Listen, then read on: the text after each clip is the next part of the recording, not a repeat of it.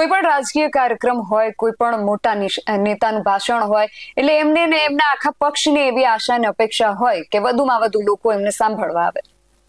ભારતીય જનતા પાર્ટીના કાર્યક્રમોમાં સામાન્યપણે આ બધું જોવા મળતું હોય છે કે કોઈ પણ કાર્યક્રમ હોય એટલે નેતાના ગજા પ્રમાણે કાર્યક્રમમાં ઠસોઠસ માણસો ખુરશીઓમાં બેઠા હોય. પણ ધીમે ધીમે આક્ષેપો થયા કે ભાજપના કાર્યકર્તાઓને એવો ટાર્ગેટ આપવામાં આવે છે કે તમારે ભીડ ભેગી કરવાની છે. કદાચ એ લોકો સામાન્ય નાગરિકોને બનાવીને કે સમજાવીને કાર્યક્રમના મંડપ સુધી લાવે તો એને વ્યાજબી ગણી શકાય. પણ કોઈ એક જૂથ હોય કે કોઈ વર્ગ હોય એના પર દબાણપૂર્વક તો એવું કઈ રીતે કહી શકાય કે તમારે ફરજિયાત ફલાણા નેતાને સાંભળવા આવવાનું જ છે ને તમારે આવવું જ પડશે અને કાર્યક્રમમાં તો આવવું જ પડશે. આવા આક્ષેપો સાથે વિપક્ષે અવારનવાર ભાજપ પર પ્રહારો કર્યા છે અને કરવા પણ જોઈએ. પણ આ આક્ષેપો કે પ્રહારો કરતા કરતા વિપક્ષ પોતે પણ આવું કરવા માંડે તો જે રીતે ભ્રષ્ટાચારના આક્ષેપો દરેક પક્ષો એકબીજા પર લગાડે છે, પણ હકીકત એ છે કે આ એવું દૂષણ છે કે જે દૂષણથી કોઈ પણ પક્ષ બાકાત નથી. એમ રાજકીય કાર્યક્રમોમાં માણસોને પરાણે દબાણપૂર્વક લઈ આવવામાં પણ આની અંદર પણ કોઈ પક્ષ બાકી નથી રહ્યો. પક્ષ કોઈ પણ હોય, પણ એ લોકોને કોણે એવો હક આપ્યો કે એમના કોઈ પણ નેતાની કોઈ પણ સભા કે કાર્યક્રમમાં જબરદસ્તી કોઈ સમૂહને લઈ આવી શકે? આજે વાત કરવી છે ખાલી ખુરશીઓથી શરમાવવું ન પડે એટલે ખુરશીઓને ભરવા માટે સામ દામ દંડ ભેદની નીતિ અપનાવતા રાજકીય પક્ષો વિશે. જય હિન્દ BSI TV ન્યૂઝ પર વિચાર વિમર્શ સાથે હું છું નિધિ ગઢવી. રાજકીય કાર્યક્રમો તો ઘણા બધા થતા હોય છે, પણ આ કાર્યક્રમોમાં કેટલા ટકા લોકોને રસ હોય છે? કેટલા ટકા લોકોને એ રાજકીય આગેવાનોને સાંભળવામાં રસ હોય છે? આમ જોવા જઈએ તો આપણા દેશની અંદર રાજનેતાઓ કરતા તો ફિલ્મ અભિનેતાઓની લોકચાહના વધુ છે. જોકે હોવી તો રાજનેતાઓની જોઈએ, પણ આ કદાચ આપણું દુર્ભાગ્ય કહી શકાય કે દેશના નાગરિકો અભિનેતાનું અનુકરણ વધારે કરે છે અને રાજકીય નેતાનું ઓછું. જોકે આ પણ એક અલગ ચર્ચાનો વિષય હોઈ શકે, પણ અને એ અલગ ચર્ચાનો વિષય છે પણ કે શા માટે આપણે ત્યાં લોકો રાજનેતાઓ કરતા અભિનેતાઓથી વધુ પ્રભાવિત છે. પણ આજે આપણે વાત કરી રહ્યા છીએ રાજકારણની અને રાજકીય સભાઓમાં ખાલી રહેતી ખુરશીઓ ભરવા આકાશ પાતાળ એક કરી દેતા રાજનેતાઓની.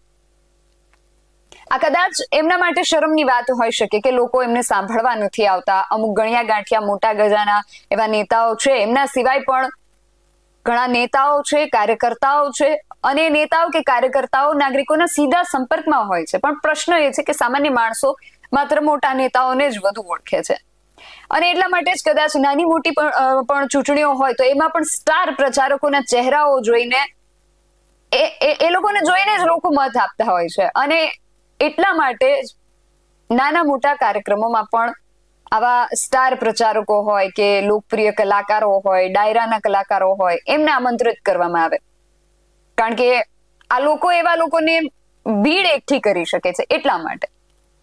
અને કદાચ સ્ટાર પ્રચારકો કે લોકપ્રિય નેતાઓ કે કલાકારો કે કોઈ પણ ક્ષેત્રના એવા આગેવાનો કે જેમને સાંભળવા લોકોને ગમે છે અને એમના નામથી લોકો એ જે તે રાજકીય કાર્યક્રમમાં સંમિલિત થાય છે, તો કદાચ એ સમજી શકીએ કે એવા લોકોને એટલા માટે આમંત્રણ આપે. પણ લોકોને પોતાના કાર્યક્રમના એ મંડપ સુધી પહોંચવા માટે સામ દામ દંડ ભેદની નીતિ અપનાવવાનો હક આ લોકોને કોણે આપ્યો? લોકોને પરાણે એમની ઈચ્છા વિરુદ્ધ ત્યાં લઈ જઈને આ લોકો સાબિત શું કરી શકવાના છે? અને પક્ષ કોઈ પણ હોય, આ નરસા કામમાંથી કોઈ બાકાત નથી રહ્યું. ભાજપ પર આક્ષેપ કરતું વિપક્ષ પણ આમાંથી બાકાત નથી રહ્યું. સૌથી પહેલા તો આજે આ વાત કરવાનું કારણ શું છે એ તમને જણાવું. સુરતથી સમાચાર સામે આવ્યા કે એક મહિલાએ આપઘાતનો પ્રયાસ કર્યો, અને હવે આનું કારણ જાણીને કોઈ પણ વ્યક્તિ આશ્ચર્યમાં મુકાય. ગયા શનિવારે 22મી તારીખે આમ આદમી પાર્ટી દ્વારા સુરતની અંદર એક કાર્યક્રમનું આયોજન કરવામાં આવ્યું, નારી હુંકાર મહિલા સંમેલન. આ સંમેલનમાં બોડી સંખ્યામાં મહિલાઓને સંમેલિત થતી જોઈને આપણને સૌને એમ થાય કે વાહ, આટલા બધા લોકો આ કાર્યક્રમમાં આવ્યા. પણ એ લોકોને ત્યાં કેવી રીતે લાવવામાં આવ્યા છે એ જાણીએ અને આપણને ખબર પડે ત્યારે આપણે જાણી શકીએ કે આ ભીડ સ્વયંભૂ નથી આવી. આજ નારી હુંકાર મહિલા સંમેલન બાદ એ મહિલાએ આપઘાતનો પ્રયાસ કર્યો અને કારણ એવું કહેવામાં આવી રહ્યું છે કે આ મહિલા આમ આદમી પાર્ટીના એ મહિલા આગેવાનના માતા છે જેમણે હમણાં થયેલી સ્થાનિક સ્વરાજ્યની ચૂંટણીમાં આમ આદમી પાર્ટીમાંથી ઉમેદવારી નોંધાવી હતી.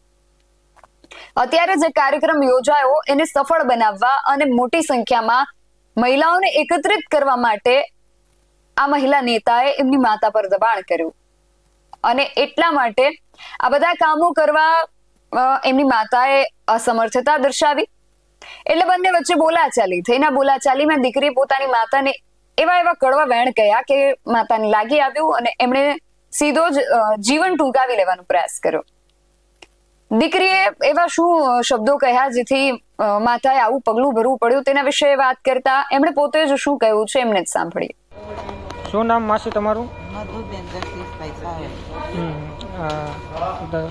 ક્યાં પીધી, કઈ દવા પીધી તમે? આપણે ઘઉંમાં મૂકીને પાવડર જરીક પીધો. ક્યાં, કઈ જગ્યાએ પીધો? તમારા ઘરે? કેમ, શું કારણથી પીધો? કીધું તો ખરા. શું તમારો વિડીયો ચાલુ છે અમારે થોડીક લપજપ થઈ એમાં પીવી હતી. કોની હારે લપજપ થઈ હતી? અમારી છોકરી હારે. શું નામ? રિંકલબેન. શું કારણથી લપજપ થઈ હતી? કાંઈ નહીં, અમારી આ મહિલા મંડળ મીટિંગ હતી કે બાયું કરી દો એમ. તો પછી શું કીધું તમે? મેં એમ કે મારા ન થાય. હા, તો પછી? અને એ કે તો તમે સારું નથી શીખતા એમ. હા, એટલે અને એ કે હું તમારી છોકરી સૌ કે નહીં એમ. બસ એ જ મને ખીચ ચડી એટલે તમે દવા પી લીધી. દીકરીના શબ્દોથી અત્યંત દુઃખી અને ગુસ્સે થઈને એમણે આવેશમાં આવીને એમના ઘરની અંદર જે ઘઉંમાં નાખવાનો સેલ્ફોસ પાવડર હોય એ ગટગટાવી લીધો.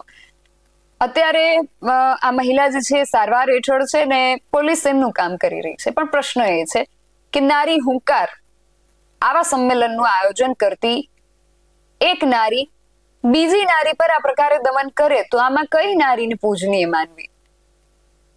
અને જો કે વાત આપણે અહીંયા નારીની નહીં પણ રાજકારણની કરી રહ્યા હતા.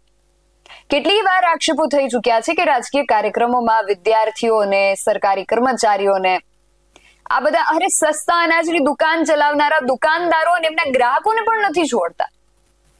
આવું બધું કરવાનો આ લોકોને હક કોણે આપ્યો? પ્રશ્ન એ છે. અને આ લોકો માટે શરમની વાત કહેવાય કે એમના કાર્યક્રમોમાં પરાણે લોકોને તમારે ખેંચીને લાવવા પડે છે. આ એ જ સાબિત કરે છે કે તમે પોતે એટલા સક્ષમ નથી કે લોકોને તમારા શબ્દો થકી કે તમારા કામ થકી તમે આકર્ષી શકો. પોતે એટલા સક્ષમ બનો કે લોકો તમને જોવા કે સાંભળવા માટે પડાપડી કરે, એ સ્વયંભૂ ત્યાં પહોંચે. બાકી આવું દબાણ કરવાનો તો કોઈને હક નથી આપવામાં આવ્યો. આ પ્રકારના રાજકીય કાર્યક્રમોમાં જ્યારે આવું વલણ દાખવવામાં આવે અને ભીડ એકઠી કરવા માટે આવી નીતિનો પ્રયોગ કરવામાં આવે ત્યારે ખરેખર એમ થાય કે આપણું રાજકારણ કઈ દિશામાં જઈ રહ્યું છે. તમે પણ આ વિશે વિચાર વિમર્શ કરજો અને આ જે વિષય છે એને લઈને તમારો શું મત છે, તમારો મત, તમારો અભિપ્રાય અમને કોમેન્ટ બોક્સમાં ચોક્કસથી જણાવજો. આવા જ વધુ અહેવાલો સાથે મળતા રહીશું. તમે મારી યુટ્યુબ ચેનલને સબસ્ક્રાઇબ કરવાનું અને અમને ફેસબુક અને ઇન્સ્ટાગ્રામ પર ફોલો કરવાનું ભૂલશો નહીં. બાકી નવી અપડેટ્સ માટે આપ જોતા રહો BSI નવી ન્યૂઝ. નમસ્કાર.